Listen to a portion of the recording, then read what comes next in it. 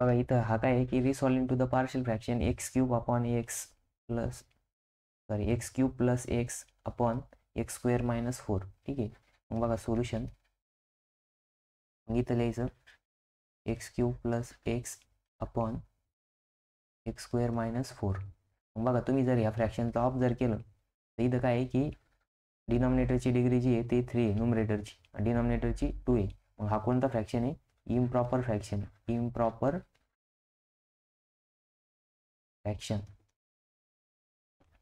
Improper fraction असेल तर काय करावं लागेल आपल्याला? त्याला प्रॉपरमध्ये कन्वर्ट करावं लागेल.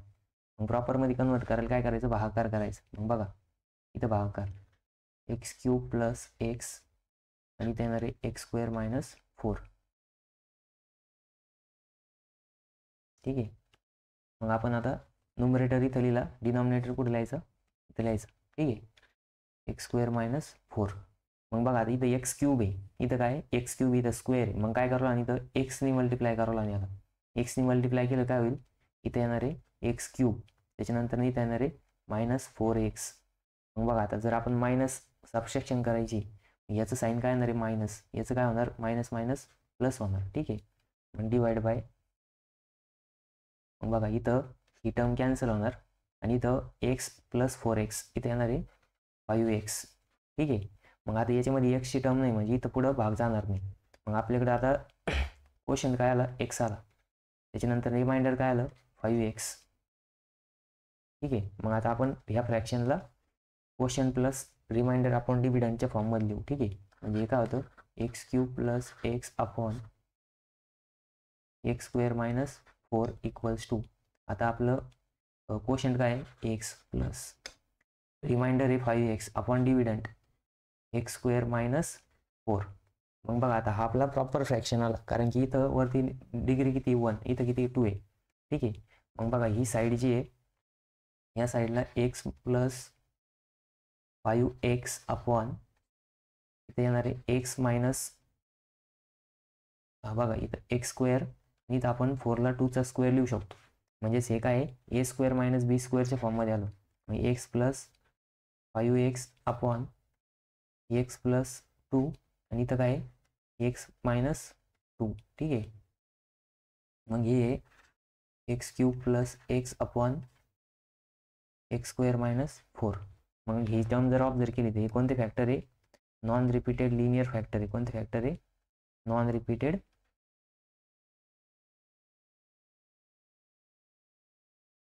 Linear factor. Linear factor. ठीक आहे. मग याची काय करायची? फ्रॅक्शन काढायची. तर मग आता फ्रॅक्शन काढताना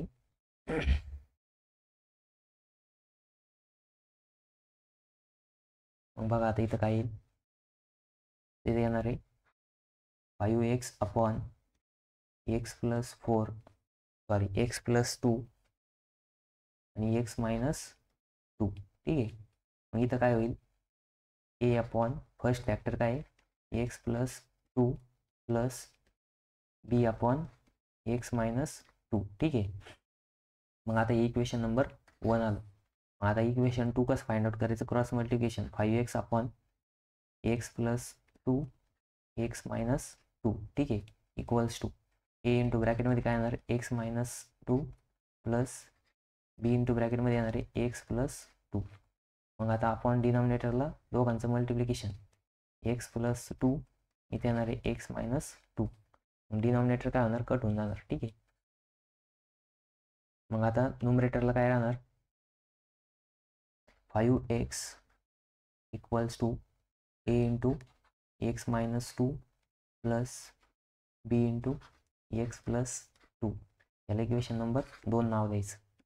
मग आता लिहायचं ए आणि बी फाइंड आउट करायची. ए आणि बी फाइंड आउट करायला काय करायचं? पहिले फर्स्ट फॅक्टर घ्यायचं. एक्स प्लस 2 इक्वल्स टू 0, म्हणून एक्स इक्वल्स टू किती येणार आहे? -2. पुटिंग इन इक्वेशन, कोणत्या इक्वेशनमध्ये? तर 2 इक्वेशनमध्ये पुट करायचं. मग एक्सच्या जागेवरती पुट करा. मग 5 इंटू ब्रॅकेटमध्ये येणार आहे -2 इक्वल्स टू ए इंटू ब्रॅकेटमध्ये काय येणार आहे? -2 प्लस बी इंटू ब्रॅकेटमध्ये काय येणार आहे? -2 प्लस 2. ठीक आहे. 5 दुनी काय झालं 10. आता a इंटू -4 -2 इंटू -2 सॉरी -2 -4 होणार. -4 into a -4a plus b into बघा +2 -2 0 म्हणजे b इंटू ब्रॅकेटमध्ये येणार आहे 0. मग इथं काय येणार आहे a इक्वल्स टू -10/4. हा 4 पण मायनस आहे ठीक आहे. म्हणजेच इथं मायनस प्लस होणार 5/2. म्हणजेच a इक्वल्स टू काय आलं 5/2 ठीक आहे. 5/2 आलं. मग आता सेम आपल्याला बी फाइंड आउट करायचं. मग बी फाइंड आउट करायला सेकंड फॅक्टर बघायचं. तर मी इथं इक्वेशन नंबर 2 कॉपी करून घेतो पुढच्या पेजवरती ठीक आहे.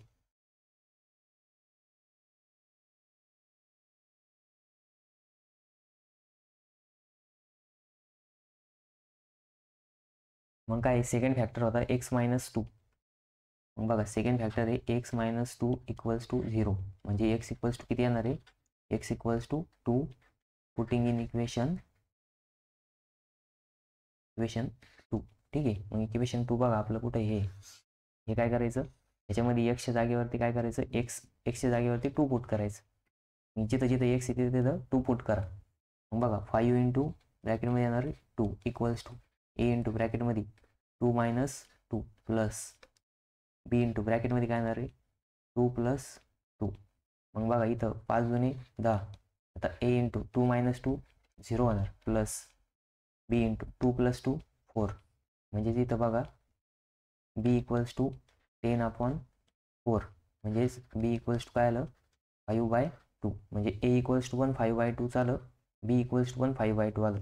मग आता काय करायचं इक्वेशन नंबर 1 मध्ये पुट करायचं. मग बघा इथं a equals to 5/2 and b equals to 5/2 putting in equation 1. मग इक्वेशन 1 मध्ये पुट करा. मग इथे इक्वेशन 1 काय आहे इक्वेशन 1 बघा पाठीमागच्या पेजवरती इक्वेशन 1 हे ठीक आहे. मी इथून कॉपी करून घेतो.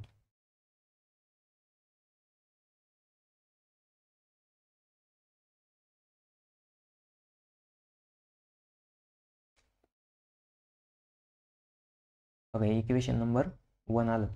मग या 1 मध्ये काय करायचं a आणि b च्या जागेवरती 5/2 पुट करायचं. मग बघा a च्या जागेवरती आपण 5/2 अपॉन x + 2 प्लस b च्या जागेवरती 5/2 अपॉन x - 2. ही साईड तशीच 5x अपॉन x + 2 आणि x - 2 ठीक आहे. मग आता हे जे फॅक्टर आलेले 5x अपॉन 2 चे तर हे काय करायचे ह्या टर्म मध्ये पुट करायचे. मग ही टर्म बघा आपण इथून हिला कॉपी करून घेऊ ठीक आहे. मग बघा आता इकडच्या साईडला लिहितो मी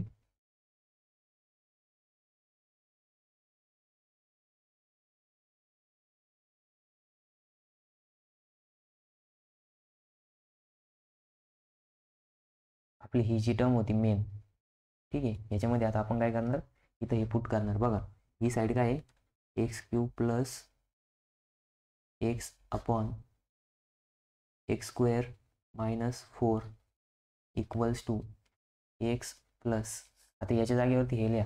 आता 5/2 जर आपण कॉमन घेतला 5/2 कॉमन जर घेतलं तर मध्ये काय राहणार 1/x + 2 प्लस 1/x - 2 हा ब्रॅकेट कंप्लीट ठीक आहे.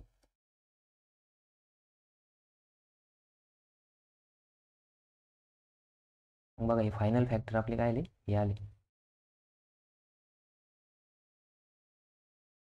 तर हे पण काय आहे की सेम तसंच होतं. याच्यामध्ये काय आहे की इनप्रॉपर फ्रॅक्शन दिलेला होता.